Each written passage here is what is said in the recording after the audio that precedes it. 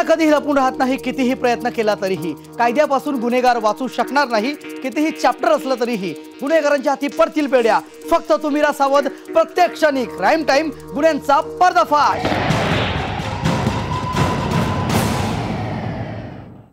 आई वडिलांनी मुलांच्या मागे अभ्यासाचा तगादा लावावा की नाही, मार्कांच्या शर्यतीत पळवावं की नाही याबाबत दुमत असू शकतं. पण स्पर्धेच्या युगात आपल्या मुलाचा निभाव लागावा अशी अपेक्षा प्रत्येक आई वडिलांची असतेच.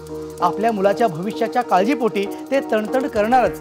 फेसबुक व्हॉट्सअप पासून दूर राहायचा सल्ला तर कोणत्या आई वडील देत नाहीत, पण त्याचा राग मनात मुलांनी धरता कामा नये.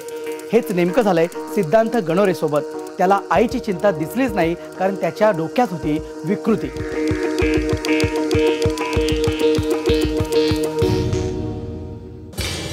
27 मे 2017 मंगळवार. पोलीस निरीक्षक ज्ञानेश्वर गणोरे कामावरून घरी आले आणि मग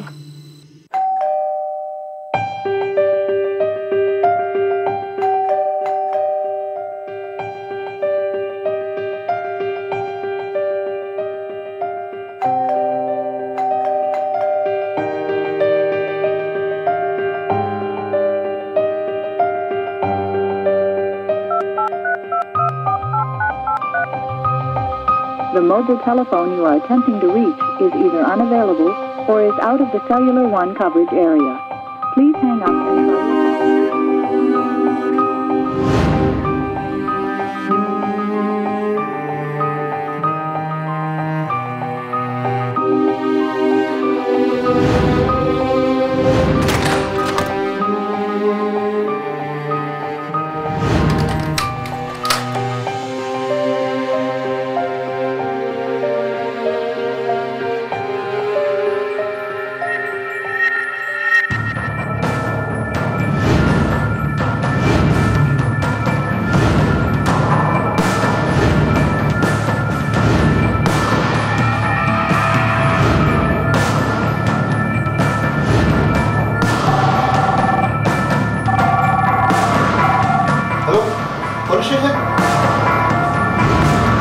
हॅलो, माझ्या घरी माझ्या मिसेसचं ऑर्डर झालेलं आहे.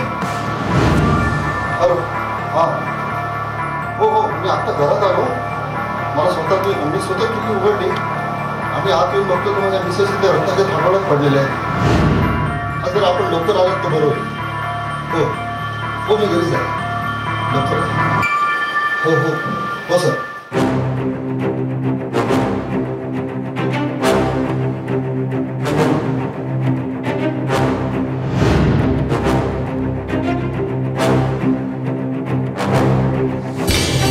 वाकोल्यात पोलीस निरीक्षकाच्या पत्नीची हत्या. टाकूनच सपासप वार करून हत्या. शीना बोरा मर्डरची चौकशी करणाऱ्या PIच्या घरी murder. Tired of her, catch me and hang me असा मेसेज लिहून आणि वर स्माइली काढून मारेकरी शांतपणे तिथून निघून जातो. दीपाली गणोरे हत्या प्रकरणात ही स्माइली धक्कादायक ठरली आहे. शीना बोरा हत्याकांडाच्या तपासात महत्त्वाची भूमिका बजावणारे पोलीस निरीक्षक ज्ञानेश्वर गणोरे यांच्या पत्नीचा तो खून होता. खूनही असा की त्याची मोडस ऑपरेंडी ऐकून काळजात चर होईल. हत्येची बातमी पसरली आणि एक ना अनेक शंकांनी हे हत्या प्रकरण चर्चेत आलं. गणोरेंच्या पत्नीचा खून आणि गणोरेंचा 21 वर्षांचा मुलगा बेपत्ता होणं खूप विचार करायला लावणारं ठरलं. वेगवेगळ्या दिशेनं तपास सुरू झाला आणि तपासांती जे समोर आलं ते धक्कादायक होतं. ज्ञानेश्वर गणोरेंचा मुलगा सिद्धांत याला जोधपूरहून ताब्यात घेतलं आणि या हत्येच्या रहस्यावरून पडदा उठला. ऐसा क्या हो गया माँ की हत्या करने पड़ गई? फैमिली बहुत प्रॉब्लम आ रही थी और मम्मी का झगड़ा करना थोड़ा बहुत ज़्यादा ही हो गया था और मुझे भी बहुत स्ट्रेस आने लग गया था. और फिर ट्यूसडे को तो शायद से मेरा स्ट्रेस पूरा ऐसे आउट ऑफ कंट्रोल हो गया. आईच्या खुनाची कबुली देताना सिद्धांतच्या चेहऱ्यावर कुठलाच पश्चाताप नव्हता. एखादी गोष्ट सांगितल्यासारखी तो गुन्ह्याची कबुली देत होता. पोटच्या मुलानं आईला संपवल्यानं त्यानं असं का केलं असा प्रश्न डोळ्यासमोर फिरू लागला.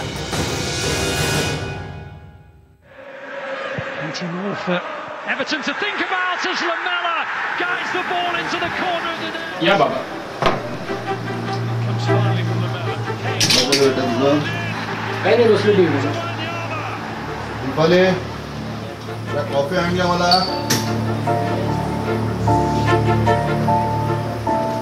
आलात? हे काय पोलीस स्टेशन नाहीये तुमचं ऑर्डर सोडायला आणि रेस्टॉरंट पण नाहीये कॉफीची ऑर्डर द्यायला. काल कुठे होतात तुम्ही? काल 3 वाजेपर्यंत कुठे होतात? कशाला वाद घालतेस? मी वाद घालते? मी 3 वाजता कुठे होता काल तुम्ही 3 वाजेपर्यंत ते मला पहिले सांगा. महत्वाचा तपास होता त्यासाठी थांबावं लागलं आणि ही तुझी संशय वृत्ती आहे ना ही बंद कर. पोरासमोर काय बोलतोस याचं भान ठेवत जा जरा. कशाचा संशय? मी कशाचा संशय घेते? कशाचा तपास होता? मी तपास केला ना तो बरोबर तपास लागेल. आणि कॉफी पाहिजे असेल ना हाताने घ्या. मी करणार नाही, रिकामी नाही मी.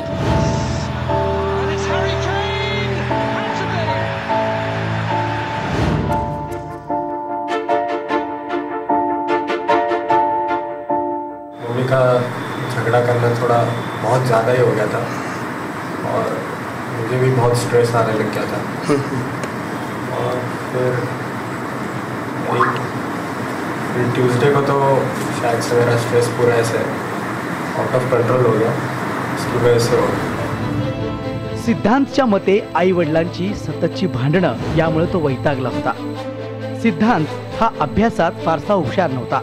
त्यानं इंजिनिअरिंगचं पहिलं वर्षही पूर्ण केलं नव्हतं. ते मध्येच सोडून त्यानं BSc ॲडमिशन घेतलं होतं आणि तेही तो व्यवस्थित पूर्ण करत नव्हता. अरे सिद्धांत, अरे काय व्हॉट्सअपवर ऑनलाईन नाही, फेसबुकवर नाही. अरे तुला किती शोधतोय, हायस कुठे? अरे खूप प्रॉब्लेम चालू आहेत. काय सांगू तुला? काय झालं? नाही सांगू शकत, सोड. अरे बोल, काय झालं? कसं टेन्शनमध्ये आहेस? सांग तरी. अरे खूप प्रॉब्लेम चालू आहेत. काय सांगू तुला? का? अरे माझी आई मला खूप त्रास देते. मला ती पाण्यात पाहते. अरे शेवटी काय झालं? आईच आहे ना ती. अरे आई असलं म्हणून काय झालं? ती तिचा मुलगा असल्यावर मला बिहेवच करत नाही. म्हणजे विसरली ती मला असं वाटतं. 3 वेळा इंजिनिअरिंग फेल झालं, कोण कसं वागणार आहे तुला पण माहिती आहे. मला इंजिनिअरिंग नाही जमत. मी तिला बोललो होतो. माझ्या काकांच्या मुलांनी इंजिनिअरिंग कंप्लीट केलं आहे. तिला पण वाटतं मी सुद्धा इंजिनियर व्हावं. पण नाही मला जमत. त्याला मी काय करू? मी बोलू का काही? नको. तुझ्यामुळे तर खूप मॅटर झाले. माझं तर सोड रे. माझे बाबा घरात आले ना की नुसती आईची किरकिर चालू असते. त्या माणसाला घराबाहेर इतकी किंमत आहे. प्रत्येक माणूस सलाम ठोकतो आणि घरात आल्यावर काडीची किंमत असते. आणि वडील त्याला आल्याला हात जोडून माफी मागतात. मी समजवू का आईला काय? नको, बिलकुल नको. तुझ्यावरून तर आमच्या घरात खूप मोठं मॅटर झालं आहे. म्हणजे? काही नाही, सोड. वेळ आल्यावर सांगेन तुला नक्कीच. नाही म्हणजे मी समजवतो ना. म्हणजे ती कसं खूप त्रास होतो रे. मला असं कधी कधी वाटतं की मी त्यांचाच मुलगा आहे की मला दत्तक घेतलं. सोड. कधी कधी असं वाटतं ना एक तर स्वतः जीव द्यावा नाहीतर तिचा जीव घ्या. हे काय बोलतोयस तू? आई आहे ती. सोड रे. अशीही असते. अशी असेल तर मला नकोही. काय बोलतोयस तू? जाऊ दे, काळजी घे स्वतःची.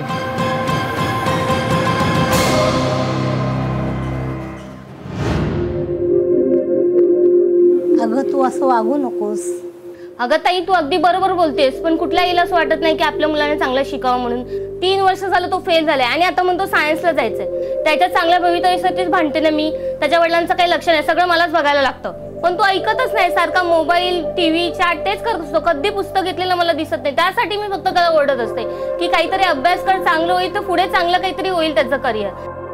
सोशल मीडियावरचा वेळ पुस्तकात घालवला तर आयुष्याचं कल्याण होईल असं प्रत्येक पालकांचं भाबडं मत असतंच. पण ती समजून घेण्याची ताकद सिद्धांच्या स्वभावात मुळीच नव्हतीच. मग त्या विकृतानं जे केलं ते अंगावर शहारे आणणार आहे. सिद्धांत गणोरेची विकृती काय होती ते आपण पाहणारच आहोत. पण आता वेळ झाली छोट्याशा ब्रेकची. तुम्ही कुठे जाऊ नका. पाहत राहा क्राईम टाईम, गुन्ह्यांचा पर्दाफाश.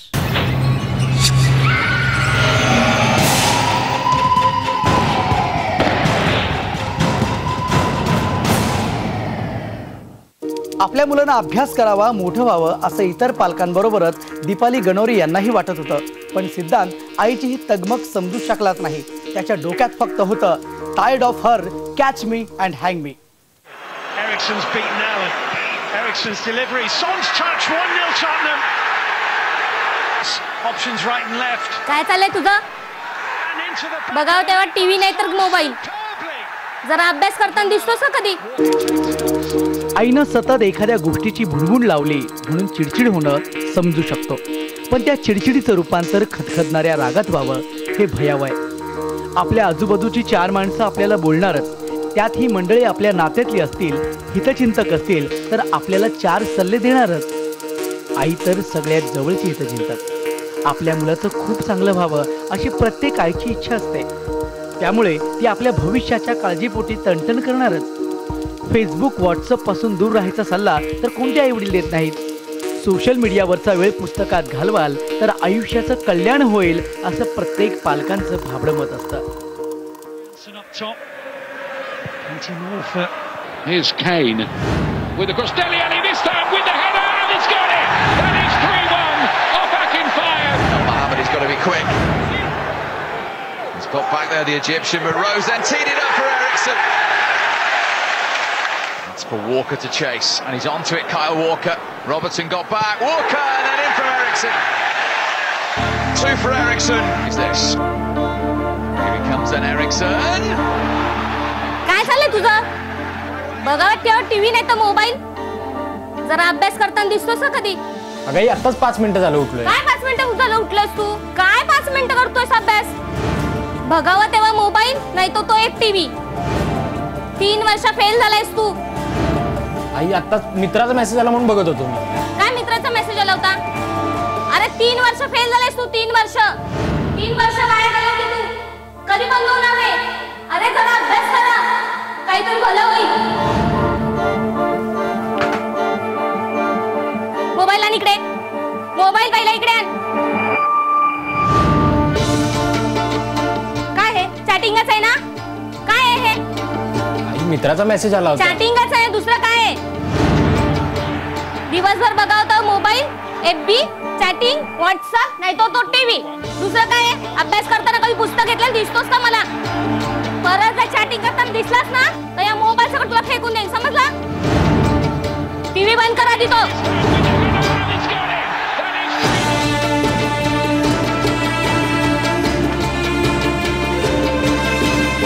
जरा अभ्यास कर आणि थोडा वेळ.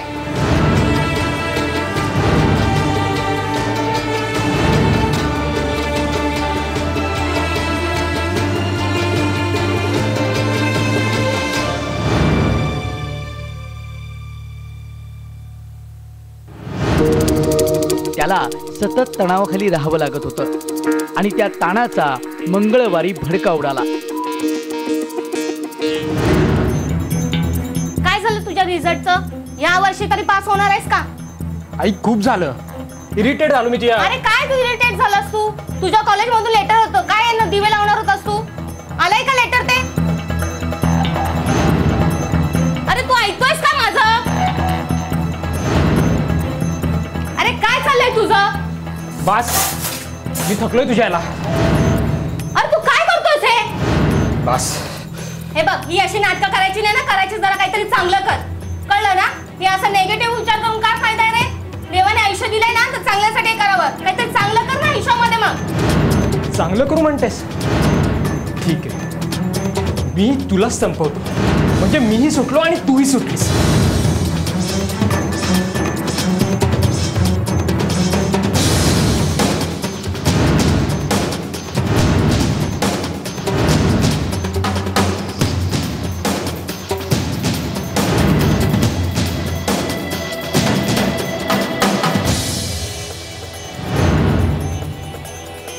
खूप त्रास दिलास. तुला सांगितलं नको भांडूस.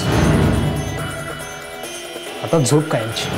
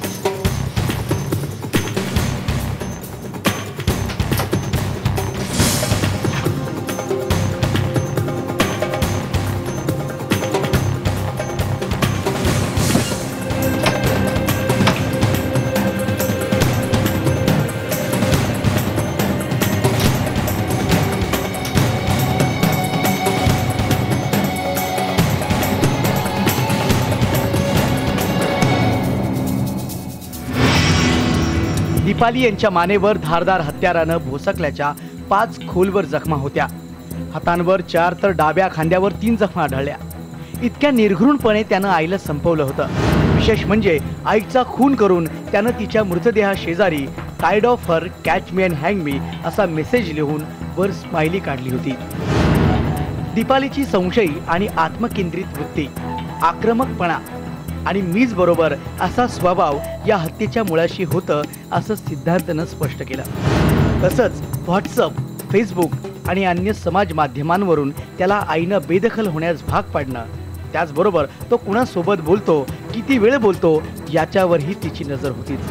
त्याचा नेहमी फोन चेक करणं या सगळ्यांमुळं त्याची तळाची आग मस्तकी गेली होती आणि त्यानं हे लाजिरवाणं कृत्य केलं. सिद्धार्थची आई रागीट, चिडकी, भांडखोर होती हे सगळं क्षणभर मान्य केलं तरी आईच्या हत्येप्रकरणी त्याला सहानुभूती मिळू शकत नाही. आईवर वार करून सगळं आवरून सावरून निघून जाणे इतका त्याचा थंडपणा सहन होत नाही. Bureau report, IBN Lokmat.